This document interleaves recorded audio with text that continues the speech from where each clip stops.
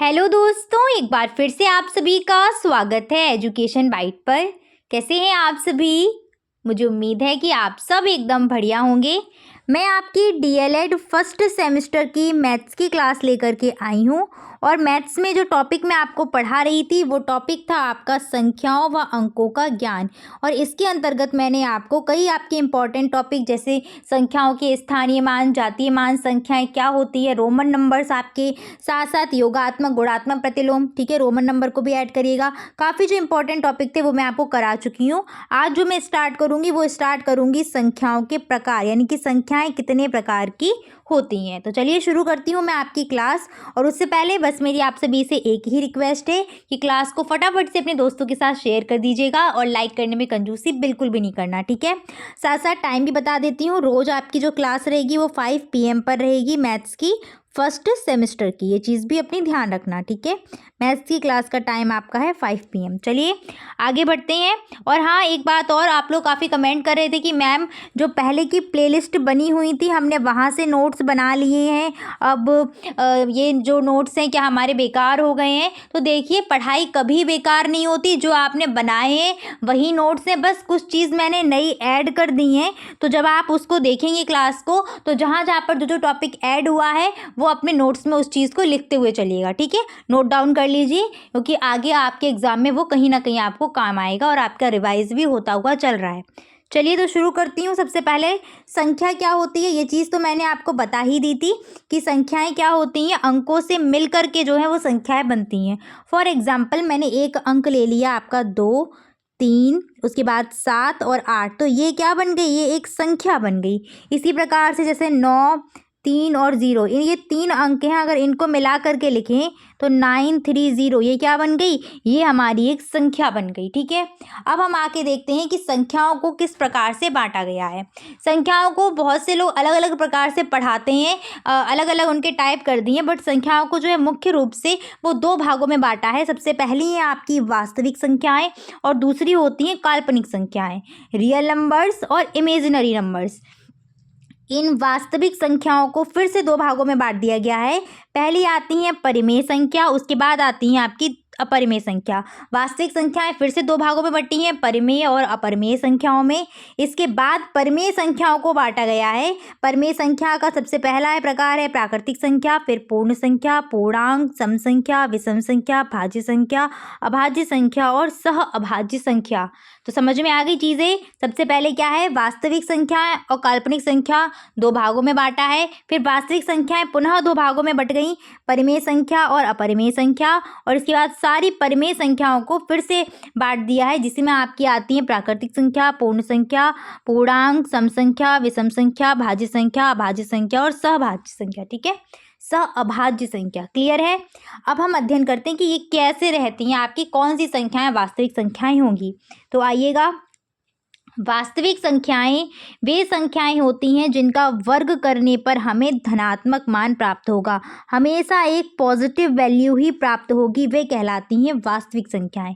काल्पनिक संख्याएं इसके अपोजिट हैं, वे संख्याएं जिनका वर्ग करने पर हमें धनात्मक मान प्राप्त नहीं होगा, यानी कि हमेशा एक निगेटिव वैल्यू प्राप्त होगी उसका स्क्वायर करने पर, वो होती हैं काल्पनिक संख्याएं। फॉर एग्जाम्पल, जैसे मैंने उदाहरण के लिए यहाँ पर ले लिया -2, -2 नहीं, +2 लीजिए, ठीक है, +2 लिया। अगर आप इसका वर्ग करेंगे, 2 का स्क्वायर करो, 2 का स्क्वायर करने पे क्या हो जाएगा, हम एग्जाम्पल यहाँ पर लिख रहे हैं, 2 का अगर हमने स्क्वायर किया तो 2 का स्क्वायर कितना होता है, 4। स्क्वायर का मतलब होता है उसी संख्या का उसी संख्या से गुणा करना। तो 2 दूनी कितना हो जाएगा, 4 हो जाएगा। 4 क्या है, एक पॉजिटिव वैल्यू है, इसलिए 2 हमारी क्या है, एक वास्तविक संख्या हो गई। इसी प्रकार से और एग्जाम्पल देख लीजिएगा, जैसे यहाँ पर हम ले लेते हैं 3। तो 3 का क्या स्क्वायर जब करोगे आप, तो स्क्वायर का मतलब क्या होता है, 3 का 3 में गुणा, 3 तिरका 9, कैसा मान प्राप्त हो रहा है, एक धनात्मक मान प्राप्त होता है। तो 3 भी यहाँ पर क्या हो गई, एक वास्तविक संख्या हो गई। इसी प्रकार से आगे और एग्जाम्पल हम लिख सकते हैं, जैसे हमने यहाँ पर ले लिया 4/5। अगर आप 4/5 का वर्ग करें, यानी कि 4/5 में 4/5 का ही गुणा करें, तो ऊपर का ऊपर गुणा होता है, नीचे का नीचे होता है। कर दीजिए, 4 चौक 16, पचम 25, तो 16/25 ये भी एक क्या है, एक वास्तविक एक पॉजिटिव मान प्राप्त हो रहा है, इसलिए हमारी 4/5 भी क्या हो जाएगी, वास्तविक संख्या हो जाएगी। क्लियर हो गई बात। इसी प्रकार से एक और एग्जाम्पल लेते हैं। अब हम एग्जाम्पल ले रहे हैं कोई ऋणात्मक संख्या, जैसे हमने ले लिया -7। अगर आप -7 का स्क्वायर करेंगे तो इसका मतलब क्या है, -7 और -7 का मल्टीप्लाई होगा, तो क्या होगा, 7 सत्ते 49 हो गए, और ऋण चिन्ह के साथ मल्टीप्लाई होता है तो ये क्या हो जाता है, प्लस हो जाता है। तो इसलिए यहाँ पर जो वैल्यू मिल के आई है वो क्या हुई है, पॉजिटिव मान प्राप्त हुआ है, इसीलिए -7 भी क्या है, एक वास्तविक संख्या हो जाएगी। मेरी बात सभी को समझ में आ गई है। वास्तविक संख्याएं क्या होती हैं, वे संख्याएं जिनका वर्ग करने पर एक धनात्मक मान प्राप्त होगा, वो सभी वास्तविक संख्याएं कहलाएंगी। इसी प्रकार से आप और एग्जाम्पल लिख सकते हैं, -15 है, ठीक है, +17, ये सारी की सारी क्या है, वास्तविक संख्याएं हो गई। अब हम बात करते हैं काल्पनिक संख्याओं की। तो काल्पनिक संख्याएं ऐसी संख्याएं जिनका वर्ग करने पर कैसा मान प्राप्त होगा, हमेशा निगेटिव वैल्यू, यानी कि धनात्मक नहीं होगी, ऋणात्मक होगी। फॉर एग्जाम्पल जैसे हम लेते हैं √-3, ठीक है, एग्जाम्पल में यहाँ लिख रही हूँ। जब आप √-3 का वर्ग करेंगे, इसका मतलब क्या है, √-3 मल्टीप्लाई √-3। जब इस प्रकार से वर्ग करते हैं, जब रूट के ऊपर हम स्क्वायर लगाते तो ये रूट हट जाता है, इसको इस तरीके से भी आप समझ सकते हो। √-3 के ऊपर जब हमने स्क्वायर लगा दिया तो रूट से स्क्वायर कैंसिल हो जाता है, क्या बचेगा, -3। तो आपने देखा जब हमने स्क्वायर किया तो क्या मान प्राप्त हुआ, ऋणात्मक मान प्राप्त हुआ, इसलिए -3 क्या है, एक काल्पनिक संख्या हो गई। मेरी बात सभी को समझ में आ गई। इसी प्रकार से और एग्जाम्पल लिख सकते हैं आप, यहाँ पर कॉमा करके, -√-4, ठीक है, √-4, जब आप इसका स्क्वायर करेंगे तो सेम चीज़ है, स्क्वायर से रूट कैंसिल हो जाता है आपका, तो यहाँ पर क्या मान प्राप्त होगा, -4, और -4 भी क्या है, एक ऋणात्मक मान प्राप्त हुआ है। तो सीधी सी बात है, जो √-4 संख्या है वो क्या हो गई, काल्पनिक संख्या हो गई। क्लियर हो गया। काल्पनिक संख्याओं को इमेजिनरी नंबर बोलते हैं, इसीलिए हम इसको किससे प्रदर्शित करते हैं, आई से प्रदर्शित करते हैं, ठीक है। अगर आपको कहीं ऑप्शन में स्मॉल आई लिखा हुआ मिल जाए तो समझ जाना ये किसको बता रहा है, एक काल्पनिक संख्या के बारे में बता रहा है। क्लियर है। यहीं पर एक चीज़ और मैं आपको बता दूं, i² की वैल्यू होती है -1, ठीक है, नोट पॉइंट है ये, i² का मान कितना होता है, -1। अब हम आते हैं वास्तविक संख्याओं को पुनः दो भागों में बांटा था, क्या बताया था, परिमेय और अपरिमेय संख्याएं। तो परिमेय संख्याओं को रेशनल नंबर बोलते हैं। ये क्या होती हैं, जो संख्याएं P/Q के रूप में लिखी जा सकती हैं वो कहलाती हैं परिमेय संख्या। और एक शर्त याद रखनी है यहाँ पर कि Q is not equal to 0, यानी Q का मान क्या, 0 नहीं होना चाहिए। तो देखिए यहाँ पर जैसे हम एग्जाम्पल लिखते हैं, तो हमने पहला एग्जाम्पल क्या लिख सकते हैं, 1/2, एक P हो जाएगा और 2 जो है वो Q को प्रदर्शित करेगा। इसी प्रकार से आप और लिख सकते हो 4। अब 4 में भाई नीचे तो मैंने कुछ नहीं लिखा, हर में कुछ नहीं लिखा, तो हर में क्या होगा, यहाँ पर 1 होगा, 4/1। इसी प्रकार से और लिख लीजिएगा, -7/8, ये भी P/Q के रूप में लिखी, इसीलिए ये क्या है, एक परिमेय संख्या हो गई।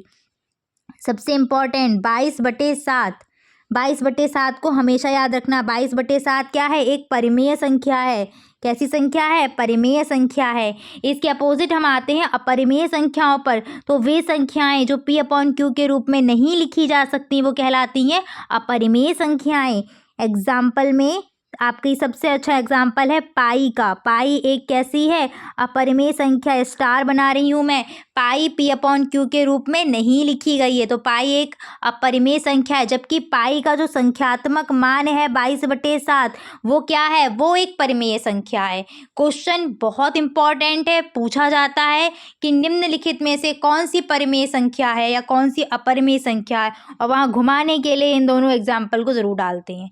तो याद रखना, पाई क्या है, पाई तो अपरिमेय है, जबकि 22/7 क्या है, एक परिमेय संख्या है। इसी प्रकार से और एग्जाम्पल देख लीजिए, √2 अपरिमेय संख्या P/Q के रूप में नहीं लिखी है। √3 भी इसी में आ जाएगा एग्जाम्पल में, ये भी कैसी अपरिमेय संख्या हो जाएगी आपकी, ठीक है। रूट 4 क्या प्रमेय होगी? नहीं होगी। क्यों? इसका मान 2 निकल आएगा, 2/1 p/q के रूप में हो जाएगी ये। क्लियर है बात? चलिए अब आगे बढ़ते हैं। हम परिमेय संख्याओं को फिर से बांटा है, जिसमें सबसे पहला एग्जाम्पल है आपका प्राकृतिक संख्याएं। प्राकृतिक संख्याएं मतलब नेचुरल नंबर्स। नेचुरल नंबर है, इसीलिए इनको हम किससे प्रदर्शित करते हैं? n से डिनोट करते हैं। जितने भी काउंटिंग नंबर हैं, all counting numbers are natural number. सारी गिनती वाली संख्याएं प्राकृतिक संख्या हैं। कहाँ से शुरुआत होती है इनकी? बस इतना ध्यान रखना, 1 से शुरू होती है। और अंत कहाँ पर है भाई? अंत है ही नहीं। कहाँ है? अनंत है। ठीक है भाई, अनंत है भाई, इनका कोई अंत ही नहीं है। संख्या इतनी है, ठीक है। लास्ट की संख्या कोई बता सकता? नहीं बता सकता। तो नेचुरल नंबर्स में कौन आ जाएगा? 1 2 3 4 5 6 7 8 9 10 11 12 13 14 16, इस तरीके से, ठीक है। आगे बढ़ते हैं पूर्ण संख्याओं पर। नेक्स्ट है पूर्ण संख्याएं। पूर्ण संख्याएं क्या होती हैं? इनको होल नंबर्स बोलते हैं, और होल नंबर इसीलिए इसको हम W से प्रदर्शित करेंगे। बस एक चीज़ ध्यान रखना, सभी नेचुरल नंबर्स आपके क्या हो जाते हैं? पूर्ण संख्याएं हैं। और एक चीज़, अच्छा यहाँ पर समझिएगा, जितने भी नेचुरल नंबर हैं उस नेचुरल नंबर की सीरीज़ में आगे बस हम किसको ऐड कर देते हैं? 0 को ऐड कर देते हैं बस। और सारे पीछे क्या लिखे? Natural numbers. ये सब मिला कर के हो जाते हैं पूर्ण संख्याएं। कहने का तात्पर्य मेरा ये था कि जो आपका 0 है, इस 0 के साथ में जब हम सारे के सारे नेचुरल नंबर लिख देंगे तो ये जो हमारी सीरीज़ बनेगी ये क्या बन जाएगी? ये हमारी होल नंबर्स की सीरीज़ बन जाएगी, ठीक है। तो 0 क्या हो गया यहाँ पर? 0 एक पूर्ण संख्या है। 0 से क्वेश्चन बहुत आता है, ये पूछते हैं कि 0 क्या प्राकृतिक संख्या है? नहीं, 0 पूर्ण संख्या है। प्राकृतिक संख्याओं की सीरीज में कहीं 0 दिया है? नहीं दिया है, ठीक है ना। तो 0 क्या है? एक पूर्ण संख्या है। चलिए आगे बढ़ते हैं। पूर्ण संख्या सभी को समझ में आ गई, ठीक है। हाँ, एक नोट पॉइंट जो मैं यहाँ बता रही थी उसको बस ये याद रखना कि सभी प्राकृतिक संख्या यानी कि नेचुरल नंबर्स पूर्ण संख्या होते हैं। सभी प्राकृतिक संख्याएं पूर्ण संख्याएं होती हैं। ये बात बिल्कुल सही है, क्योंकि आप देख पा रहे हैं सारी की सारी प्राकृतिक संख्याएं पूर्ण संख्याओं में आ गई। अब इसके अपोजिट एक जो चीज़ बनती है वो ये बनती है कि सभी पूर्ण संख्याएं प्राकृतिक संख्या होती हैं। तो भाई ये चीज़ बिल्कुल गलत है। सभी पूर्ण संख्याएं प्राकृतिक संख्या नहीं होती हैं, ठीक है। बस इतनी सी चीज़ याद रखना, ये मोस्ट इम्पॉर्टेंट चीज़ है। उम्मीद है समझ में आ गई होगी और अब याद भी रहेगी आप सभी को।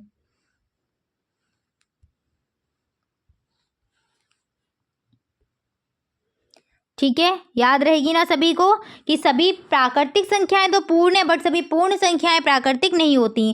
क्यों? क्योंकि 0 तो भाई क्या है? 0 पूर्ण संख्या में है, प्राकृतिक में नहीं है।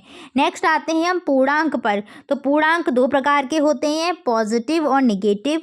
और पूर्णांक को इंग्लिश में हम बोलते हैं इंटीजर, इसीलिए हम इसको I से डिनोट करते हैं, ठीक है। बीच में आपका रहेगा 0, इसके बाद आपके दाहिनी तरफ सारे के सारे पॉजिटिव इंटीजर लिखे जाते हैं, +2 +2 +1 +2 +3 +4 डॉट डॉट आगे चलते रहेंगे। और इधर साइड आपके सारे निगेटिव लिखे जाते हैं, बीच में 0 रहेगा, इधर -1 -2 -3 -4 इत्यादि आपके चलते रहेंगे, ठीक है। तो ये होती हैं पूर्णांक। इसके बाद पूर्णांक का मतलब क्या है? पूरा अंक होना, ठीक है।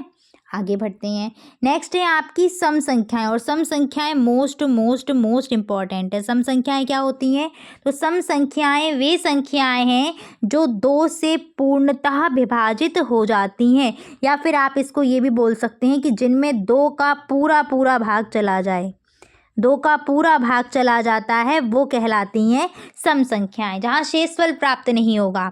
तो कहाँ से शुरुआत होगी भाई? सीधे सी बात है कि 2 से ही शुरुआत होगी। तो 2, फिर 4 में भी देखो 2 का पूरा भाग चला जाएगा, 2 दूनी 4 होता है। 6 में भी 2 का पूरा भाग चला जाएगा, 2 तियां 6। इसके बाद 8, फिर 10, 2 पंजे 10। 12 में भी चला जाएगा, 2 छिंग 12। और देख लीजिएगा मैंने यहाँ लिखा 24। क्या 24 एक सम संख्या है? तो 24 में देखिए 2 का भाग जा रहा है कि नहीं जा रहा है? 2 एकम 2, 2 दूनी 4, 24 एक सम संख्या है। इसी प्रकार से और आगे देख सकते हो 48। क्या 48 एक सम संख्या है? बिल्कुल है भाई, ठीक है। इसके बाद और एग्जाम्पल देख लीजिए, 50 सम संख्या है, बिल्कुल है 50 सम संख्या, ठीक है। इसके बाद एक और एग्जाम्पल लिखते हो यहाँ 51। क्या ये सम संख्या है? तो ये 2 से डिवाइड नहीं होगी, पूरी तरीके से नहीं होगी, इसीलिए सम संख्या नहीं होगी। क्लियर? अब हम आते हैं विषम संख्याओं पे। विषम संख्या भी मोस्ट इम्पॉर्टेंट हैं। विषम संख्याएं वे संख्याएं होती हैं जो 2 से पूर्णतः विभाजित नहीं होती हैं। कैसी होती हैं? वे संख्याएं जो 2 से पूर्णतः विभाजित नहीं होती हैं। कहने का तात्पर्य है जिनमें 2 से पूरा डिवाइड नहीं जाता, वो कहलाती हैं विषम संख्याएं। 2 का पूरा भाग नहीं जाएगा, 2 का पूरा भाग नहीं। ये मैं इसलिए लिख रही हूँ ताकि आपको ये चीज़ें समझ में आए अच्छे से। ठीक है, 2 का पूरा भाग नहीं जाएगा, वो क्या हो जाएंगी? विषम संख्याएं हो जाएंगी। इनकी शुरुआत कहाँ से होगी? 1 से होगी भाई। 1 में 2 का भाग जाता है नहीं। इसके बाद 3, 5, 7, 9, 11, 13, 15। यहाँ एक चीज़ मैं आपको बता दूँ हाईलाइट करके कि ये जो आपकी सम और विषम है, कहीं ना कहीं ये अल्टरनेट चलती हैं। सम संख्या और विषम संख्या अल्टरनेट, यानी कि ये इवन और ये आपकी ऑड। एक इवन एक ऑड आएगा। ये देखिए, एक क्या है? आपका ऑड नंबर है। इसके बाद क्या आ जाएगा? 2, फिर आ जाएगा 3, फिर आ जाएगा 4, फिर आ जाएगा 5, इसके बाद 6, 7, 8। इतने में ही समझ जाओगे आप लोग। एक ऑड है, फिर क्या आ रहा है? इवन आ रहा है।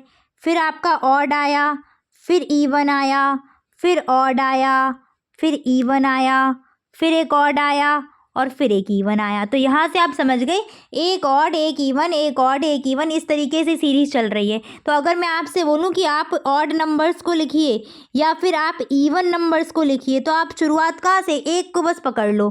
जैसे 1 को अगर आपने पकड़ लिया तो 1 छोड़ छोड़ के आप लिखते चलेंगे, तो सारी की सारी आपकी सीरीज़ किसकी प्राप्त हो जाएगी? ऑड की। 1, 3, 5, 7, उसके बाद 8 छोड़ो 9 लिखो। ठीक है, 10 छोड़ो 11, 12 छोड़ो 13, 14 छोड़ो 15, 16 छोड़ो 17, 18 छोड़ो 19, डॉट डॉट डॉट आपकी ऑड की सीरीज़ तैयार हो गई। इवन की सीरीज़ लिखनी है तो 2, 4, 6, 8, 9 छोड़ा 10, 11 छोड़ा 12, 13 तो उधर है 14, 15 छोड़ा 16, डॉट डॉट डॉट चलती रहेगी। क्लियर हो गई बात? आगे बढ़ते हैं, अगला क्या है? नेक्स्ट आते हैं भाज्य संख्याओं पर। भाज्य संख्याएं क्या होती हैं? ठीक है, भाज्य संख्याएं। तो भाज्य संख्याएं क्या हैं? वे संख्याएं जिनके एक व स्वयं के अतिरिक्त कोई अन्य गुणनखंड होता है। कहने का तात्पर्य है वे संख्याएं, आप इसको इजी लैंग्वेज में याद करो। वे संख्याएं, कोई एक संख्या है, जैसे ये कोई नंबर है, ये नंबर एक तो 1 से विभाजित हो और खुद से विभाजित हो, उसके अलावा किसी एक अन्य नंबर से और विभाजित होना चाहिए, तो यही नंबर क्या बन जाएगा? एक कंपोजिट नंबर बन जाएगा। क्लियर है? और देखिए, एक ध्यान देने वाली बात है कि सारे के सारे नंबर 1 से विभाजित होते हैं और खुद से होते हैं। सभी नंबर जो हैं वो 1 और स्वयं से विभाजित होते ही होते हैं। ठीक है, बस आपको क्या करना है? एक अलग फैक्टर ढूंढ के लाना है जो उस नंबर को डिवाइड कर दे। तो यहाँ पर फिर से समझाती हूँ मैं कि भाज्य संख्याएं क्या हैं। भाज्य संख्याएं वे संख्याएं हैं जो संख्या एक व स्वयं के अतिरिक्त किसी अन्य संख्या से भी विभाजित हो जाएगी, वो कहलाएगी भाज्य संख्या। फॉर एग्जाम्पल, हमने उठाया किसको? 2 को। 2 किससे डिवाइड हो सकता है? 2 एक तो 1 से होगा और फिर किससे होगा? 2 से ही होगा। इसके बाद हमने उठाया 3 को। 3 किससे होगा? एक तो 1 से होगा, इसके बाद 3 खुद से ही होगा, उसके बाद और किसी से डिवाइड नहीं होगा। इसके बाद हमने उठाया किसको? 4 को। तो 4 देखिए, एक तो 1 से होगा ही होगा, एक खुद से होगा ही होगा, और 2 दूनी 4, 2 से भी 4 डिवाइड है, तो यानी कि 4 क्या बन गया? एक भाज्य संख्या बन गई। समझ में आ गई बात? तो 4 क्या है? एक भाज्य संख्या। तो यहाँ पर अब हम एग्जाम्पल लिखना शुरू करते हैं। सबसे पहली भाज्य संख्या में क्या मिल गई? 4। इसके बाद देखते हैं क्या 5 भाज्य है? तो 5 को देखिए, 5 केवल 1 से होती है और स्वयं से विभाजित होती है, इसके अलावा और किसी से होती है? नहीं होती, तो 5 भाज्य नहीं है, अभाज्य में पहुँच जाएगी। 6 को देखिएगा, 6 किस किस से होती है डिवाइड? 6 1 से होगी, फिर 6 से तो होगी, 2 से भी डिवाइड है, 2 3 6 और 3 दूनी 6। आगे मैं और नंबर्स लिख देती हूँ। 8 देखिएगा किस किस से डिवाइड है? 1 से है, 2 से, 2 दूनी 4, सॉरी 2 चौके 8, 4 से भी है, 4 दूनी 8 और 8 से भी है। ठीक है ना। तो ये क्या है, ये आपकी भाज्य संख्याएं हो जाएंगी। इसी प्रकार से और देख लीजिएगा, अगली भाज्य संख्या आपको मिल जाएगी 9। 9 3 से डिवाइड है, इसके बाद 12 देखो, 12 2 से डिवाइड है, इसके बाद 15 देख सकते हैं। ये सारी की सारी क्या है, भाज्य संख्याएं। सबसे छोटी भाज्य संख्या की बात करेंगे तो वो है आपकी 4। क्लियर है। चलिए एक एग्जाम्पल और मैं यहाँ पर आपको समझाती हूँ। जैसे मान लीजिए हमने ले लिया 22। क्या ये भाज्य संख्या है? तो देखो किससे डिवाइड है, ये 2 से हो रही है। और जैसे ही आपने एक अलग फैक्टर ढूंढा, देखो 1 से तो ये होगी और खुद से तो होगी, बस आप एक अलग फैक्टर मुझे बता दीजिए जिससे ये हो, तो 2 से हो जाएगी। तो ये क्या बन गई उसी वक्त, भाज्य संख्याएं। और एक चीज़ हमेशा ध्यान रखना, यहाँ पर नोट पॉइंट डाल के लिख लीजिएगा, सभी सम संख्याएं, सभी सम संख्या भाज्य संख्या होती हैं। केवल एक अंक है जिसको छोड़कर, सभी सम संख्या भाज्य संख्या हैं। किसे छोड़कर? केवल 2 को छोड़कर। ठीक है, 2 अभाज्य में आता है, भाज्य में नहीं आता। जस्ट अभी मैंने पहले ही आपको समझाया था। इसके बाद हम बात करते हैं अभाज्य संख्याओं की। तो अभाज्य तो बहुत ईजी है। अभाज्य क्या होती हैं? वे संख्याएं जो केवल एक व स्वयं से ही डिवाइड होती हैं वही कहलाती हैं अभाज्य संख्याएं, यानी कि प्राइम नंबर्स।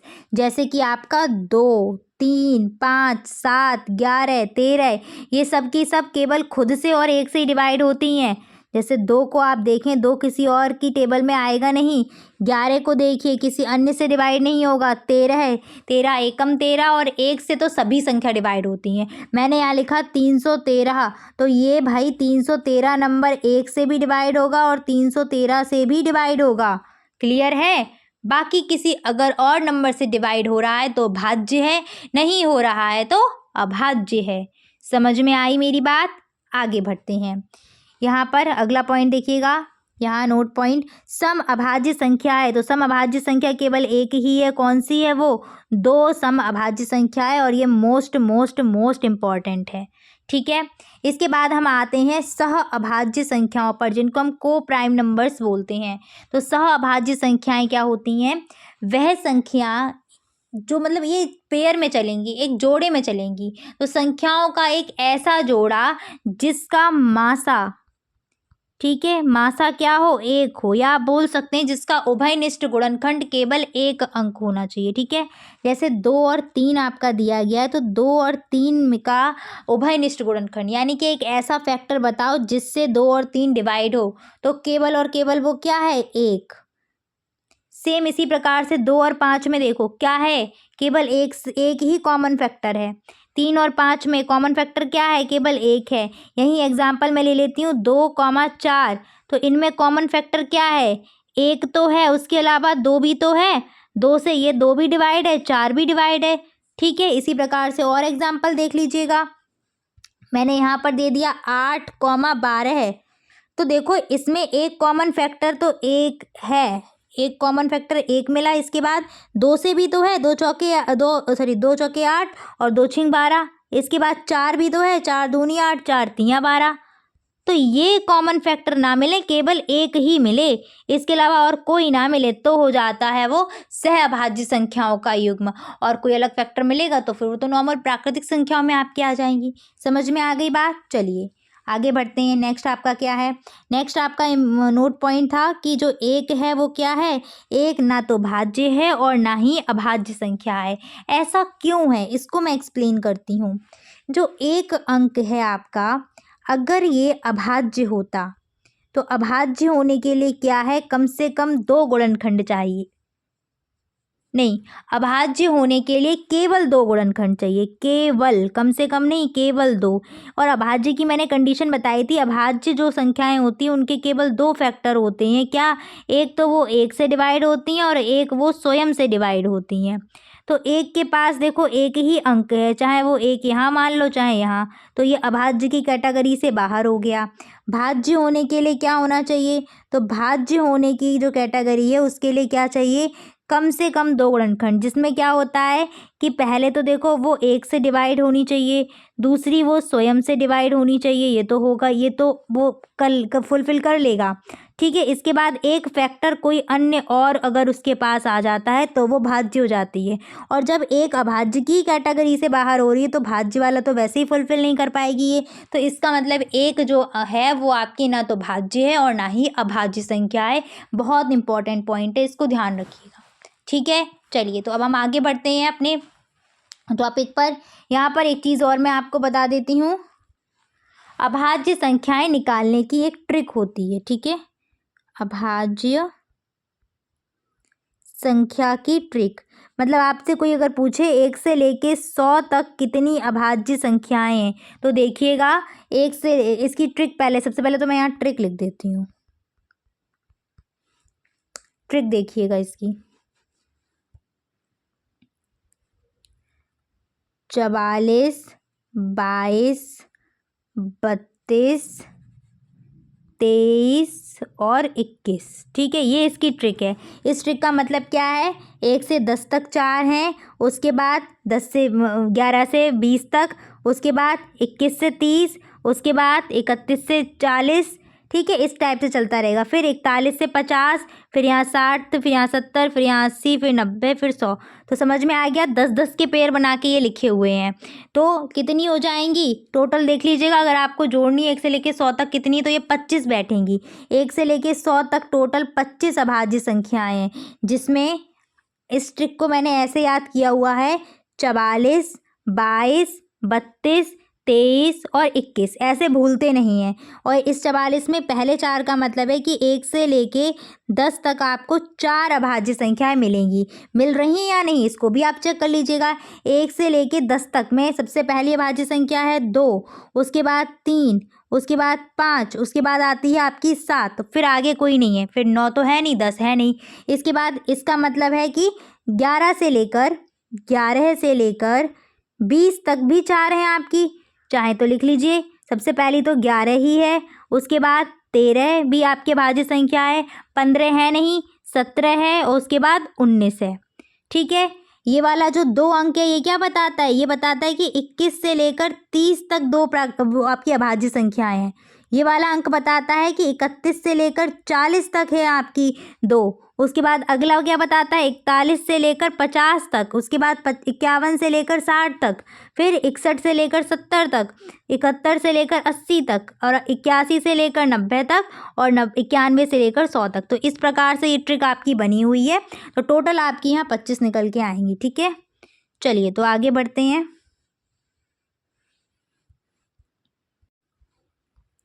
कुछ हम ऑब्जेक्टिव क्वेश्चंस को कर लेते हैं, जिससे आप में थोड़ा कॉन्फिडेंस आ जाएगा। पहला क्वेश्चन है आपका, सम संख्याओं का कौन सा जोड़ा सही है। तो देखो 2, 4, 5, 15, इसमें देखो 2, 4 तो सम है, लेकिन 5 और 15 नहीं है, तो ये तो गलत है। नेक्स्ट 3, 3 आपकी विषम संख्या है, ये भी गलत हो गया। 13, 17, 13 आपकी विषम है, ये भी गलत हो गया। 8 सम है, 10 भी सम है, 12 भी सम है, 16 भी सम है, तो यही आपका जोड़ा सही रहेगा, यानी कि इसका आंसर रहेगा ऑप्शन नंबर डी। नेक्स्ट आते हैं क्वेश्चन नंबर 2 पर, सम अभाज्य संख्या है ऐसी संख्या जो सम भी हो और कैसी हो, अभाज्य भी हो। तो बताइए क्या आंसर रहेगा इस क्वेश्चन का। 4 तो भाज्य है, ये भाज्य नहीं है। 12 है, ये भी भाज्य है आपकी। क्या बचा, 2, 2 जो है वो सम और अभाज्य दोनों, इसको तो याद कर लीजिएगा। इसके बाद आते हैं विषम भाज्य संख्या है ऐसी संख्या जो विषम भी हो और भाज्य भी होनी चाहिए। क्लियर है, देखिए यहाँ पर 7 विषम है लेकिन भाज्य नहीं है। 7 कैसी है, अभाज्य है। नेक्स्ट 9 विषम भी है, भाज्य भी है। 15 भी विषम संख्या है क्योंकि 2 से विभाजित नहीं होती, और एक भाज्य संख्या भी क्योंकि 15 5 से भी डिवाइड है, 3 से भी है, तो ये भी सही है। क्या आंसर हो जाएगा, ऑप्शन नंबर डी, बी तथा सी दोनों ऑप्शन सही हैं। फोर्थ क्वेश्चन है कि 1, 3, 5, 7, 9, 11 डॉट डॉट डॉट संख्याएं, ये कैसी संख्याएं हैं, सम, विषम, भाज्य, अभाज्य। तो 1 से शुरुआत हुई है, तो 1 जो है वो ना तो भाज्य है ना अभाज्य, इसलिए ये ऑप्शन भी गलत, ये भी गलत। 1 से शुरुआत हो रही है और 1 सम संख्या नहीं है हमारी, तो ये जोड़ा कहीं ना कहीं जो सीरीज बता रही है किसको डिनोट कर रही है, विषम संख्याओं को बता रही है। तो आंसर रहेगा ऑप्शन नंबर बी। नेक्स्ट आते हैं अभाज्य संख्याएं हैं।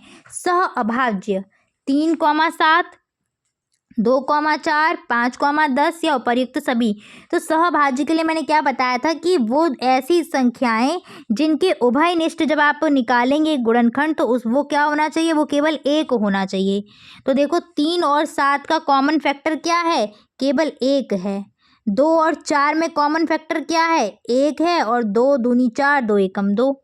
इसके बाद 5 और 10 में कॉमन फैक्टर एक तो 1 है, उसके बाद 5 एकम 5, 5 दूनी 10, 5 भी मिल रहा है। तो भाई ये दोनों ऑप्शन गलत हैं। कौन सा ऑप्शन केवल सही है, ऑप्शन नंबर ए 3,7।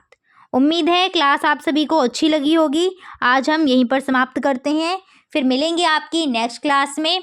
और ख्याल रखिएगा अपना, साथ साथ क्लास को शेयर करते रहिए अपने दोस्तों के साथ, और कमेंट करके ज़रूर बताइएगा कि क्लास आप सभी को कैसी लगी है। ठीक है, चलिए, thanks for watching and please like share and subscribe my channel. Bye bye, take care.